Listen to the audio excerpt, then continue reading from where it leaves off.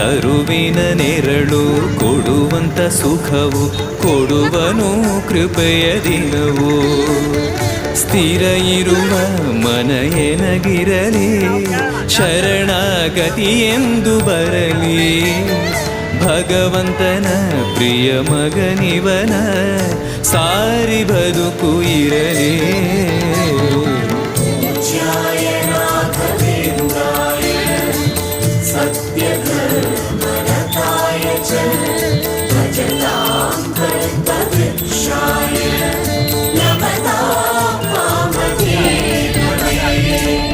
ಆಲಯವೆಂದರೆ ಮಂತ್ರಾಲಯವೇ ಬೇರೆ ನಾ ಅರಿಯಲಾರೆ.